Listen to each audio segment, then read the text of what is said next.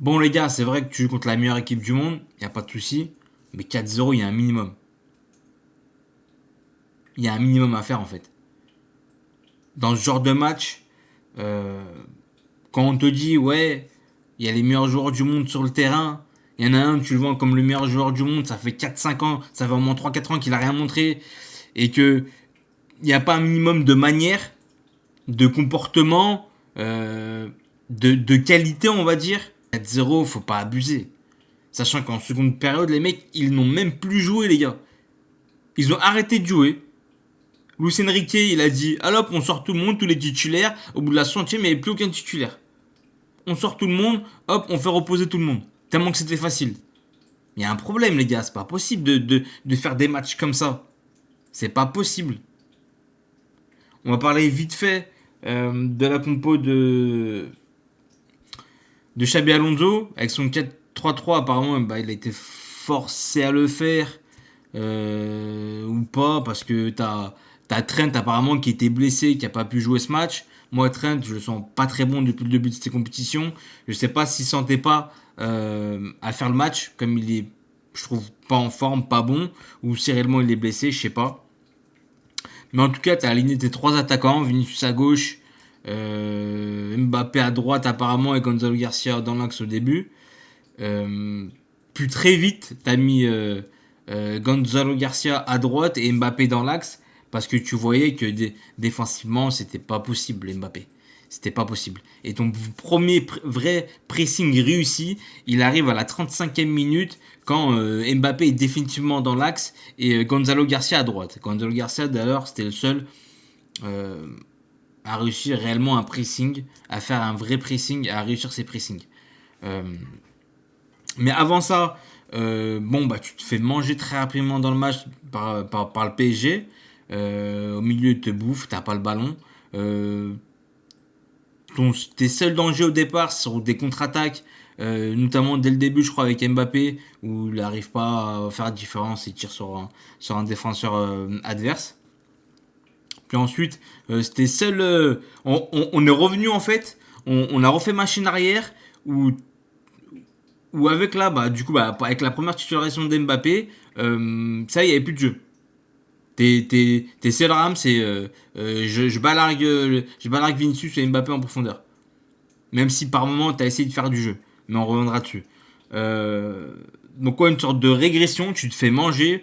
Très vite, tu subis deux grosses occasions, on va dire, de la part du PSG, surtout celle de Nuno Mendes et une grosse parade encore de Thibaut Courtois, bah, qui te fait un peu paniquer. Et on l'a vu par la suite, qui fait un peu paniquer l'équipe, surtout la défense. On le voit par la suite avec une erreur de plus de Raul Asensio, où bah, quand t'as un vrai neuf qui presse et qui apparemment fait peur aux défenses adverses, euh, bah, t'as une grosse erreur de Raul Asensio avec un pressing de la part de Dembélé qui lui chipe le ballon dans la surface et qui vient provoquer dans un premier temps le penalty, mais derrière t'avais Fabien Ruiz qui pousse le ballon dans les filets cage vide. Donc première erreur défensive, encore une fois de Raul Asensio. L'autre il a vu Dembélé, ça y est il tremblait. Il a vu, euh, il a vu, je crois, il a vu la finale de 5-0 où le PSG et notamment Ousmane Dembélé a- avait pressé le gardien, il ne l'avait pas laissé respirer. Là, il a vu Ousmane Dembélé faire le pressing. Euh, il a paniqué, il s'est fait chipper le ballon et 1-0. Deuxième but, pareil, pressing, pressing de Ousmane Dembélé. Rudiger, il voit que c'est Ousmane Dembélé qui vient de lui faire un pressing dessus. Il panique dans ce geste, il essaye d'accélérer son geste, il rate, Dembélé prend un ballon, part tout seul face à face avec Thibaut Courtois et met le deuxième but. Tu perds 2-0 très rapidement, je crois, au bout de 20 minutes de jeu, et tu prends le feu. Tu prends le feu parce que tu paniques euh, face à ces joueurs parisiens et au pressing notamment de Dembélé. Donc très rapidement tu perds 2-0. Autant dire que c'est très mal parti. Puis après c'est simple, t'as globalement pas existé dans le match. Euh, Ensuite grosse combinaison Dembélé, Hakimi, Fabien Ruiz 3-0. Tu vois pas le jour. tu vois pas le jour dans cette première mi-temps. Les seules fois où tu as pu essayer de ressortir, construire, c'est les seuls attaquants pour moi qui ressort un peu, t'as Vinicius, même si c'est très maigre, mais gars, hein, mais qui Vinicius qui a été euh, qui a été apparemment dans la construction du jeu, il a proposé quelque chose. Gonzalo Garcia dans son pressing, toujours aussi efficace, mais bon, quand t'as à côté de toi des offensifs qui savent pas presser, notamment Mbappé et un peu moins aussi Vinicius. Mais quand il y a que toi qui arrive vraiment à faire un vrai pressing offensivement, bon bah ça a moins d'impact. Et Mbappé absent totalement dans le jeu. Absent mais totalement dans le jeu. Vinicius il a essayé, tu l'as vu, des fois, il rentre dans la construction du jeu, il a essayé de proposer certaines choses. De temps en temps aussi Arda Güler, quand il a pu avoir le ballon, il a essayé d'impulser certaines attaques. Vinicius aussi un peu. T'as eu quelques gestes aussi de Bellingham. Même si c'est très maigre. Mais ces mecs-là, tu les as vus dans la construction du jeu tenter quelque chose. Mbappé est absent total dans la construction du jeu. Limite, le mec, il va se cacher derrière les défenseurs. À plusieurs moments, tu avais Gonzalo Garcia qui avait le ballon, qui était redescendu, qui avait décroché un peu, récupéré le ballon, qui cherchait un soutien en attaque. L'autre, Mbappé, il était à 20 mètres devant tout seul. Qu'est-ce que tu fais tout seul devant à te coller à Marquinhos? À plusieurs reprises, je dis viens, en gros on combine et on impulse quelque chose. Non, le mec était à 5-6 mètres de lui. Plusieurs fois, Gonzalo Garcia qui te dit viens, décroche un peu, on combine. Non, le mec il va s'esseler tout seul devant. Je me pose devant, numéro 9, je me pose devant, je bouge pas. À plusieurs reprises, hein. Côté droit, pareil. Quand Gonzalo Garcia, au bout d'un moment, bah, il était obligé d'aller à droite parce qu'au bout d'un moment, sinon, tu prenais encore plus le feu. Défensivement, tu n'avais aucun repli, soit intelligent ou dans qualitatif et quantitatif de la part des autres offensifs, surtout d'Mbappé encore une fois, car lui il est passé dans l'axe et Gonzalo Garcia à droite. Encore une fois, il passe à droite, il récupère le ballon. Bien sûr, son jeu, c'est. Déjà, il joue pas à son poste. Il va pas commencer à partir et provoquer comme un Vinicius ou autre.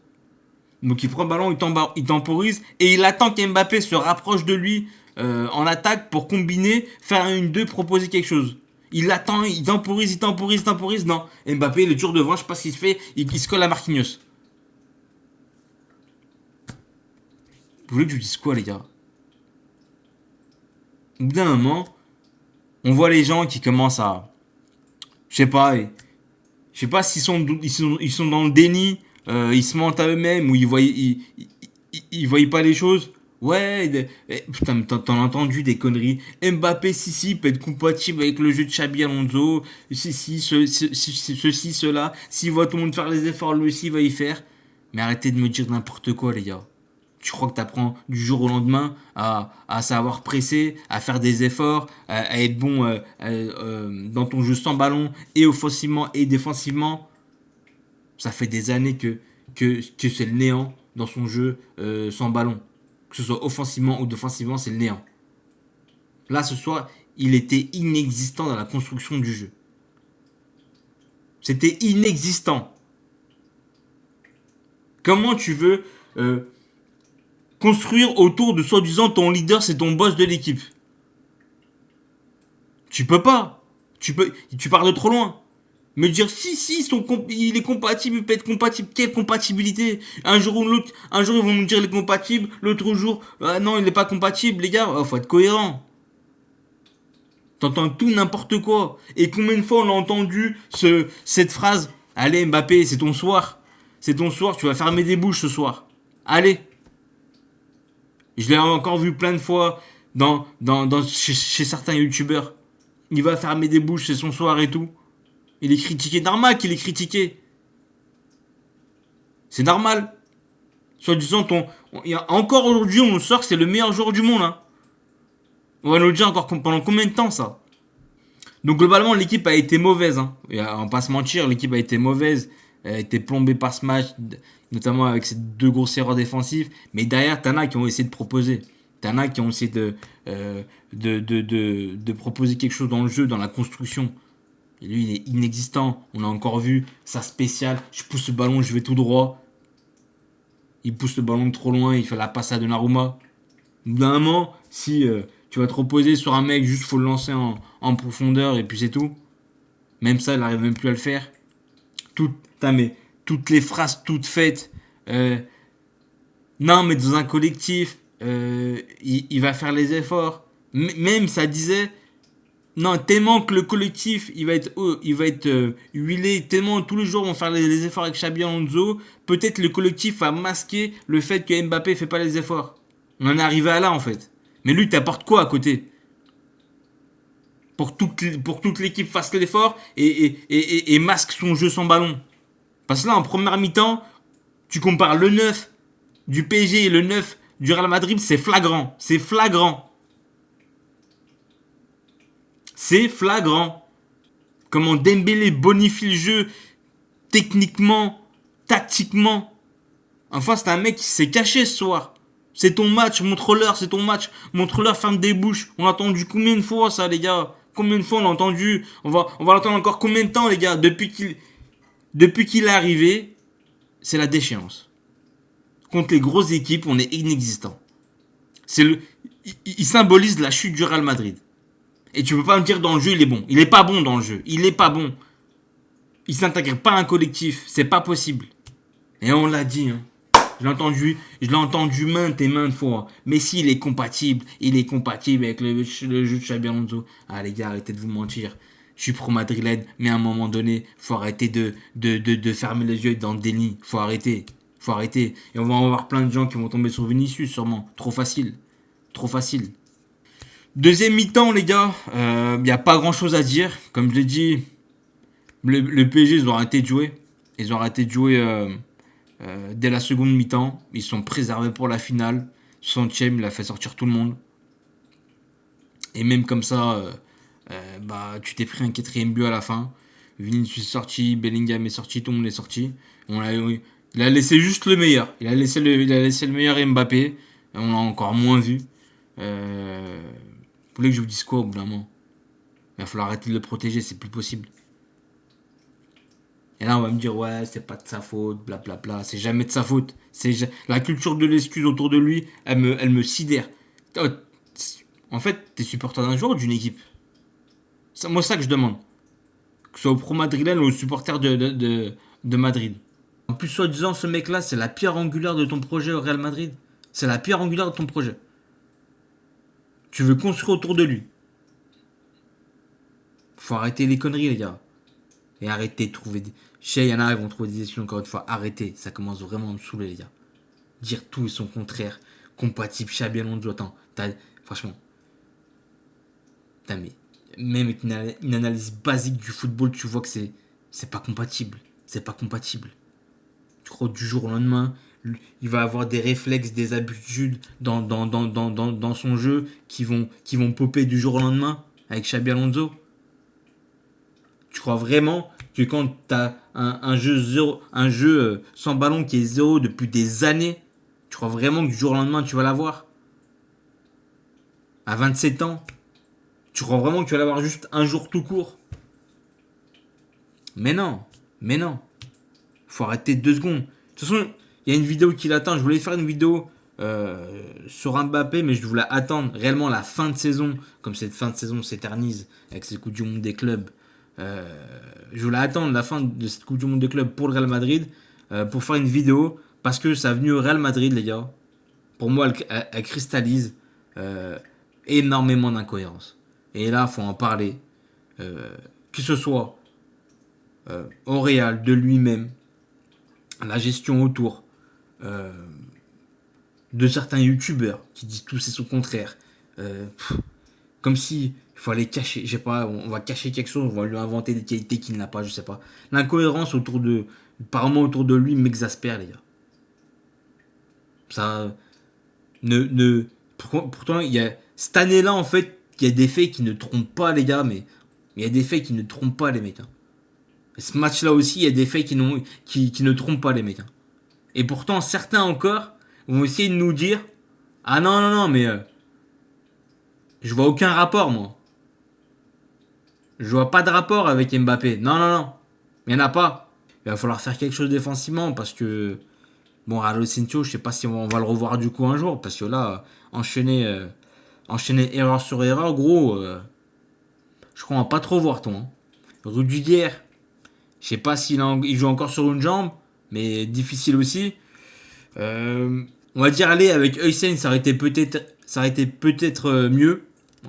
Donc ça va être, on va dire, on va essayer de trouver les points positifs dans ce match. Avec Heusen, peut-être t'auras pas pris autant l'eau en défensivement. Mais bon, je suis pas non plus sûr. Heusen, c'est surtout au niveau de sa qualité de relance qui se démarque. Défensivement, c'est bon, c'est solide. Mais c'est pas non plus le fuego non plus défensivement de la part de Heusen. Mais en tout cas, on va dire avec Heusen, ça aurait été différent. Bon, moi, je vais m'arrêter là parce que je sens que là, je vais partir. Ah, les gars, je vais partir très loin. Ce match-là, là, c'est ton match, Kylian, c'est ton match. Fais fermer des bouches. Ok, ok. Bon. Bon, les gars, dites-moi, comme d'habitude, ce que vous en avez pensé dans les commentaires. Dans l'espace commentaire, dis-moi ce que t'en penses. N'oubliez pas de vous abonner, les gars, c'est super important. Si vous aimez mon contenu, mon franc-parler, ma personne, entre autres, n'hésitez pas à vous abonner, les gars, à liker la vidéo et à partager aussi. Bon, allez. Nous, on se dit à la prochaine. John.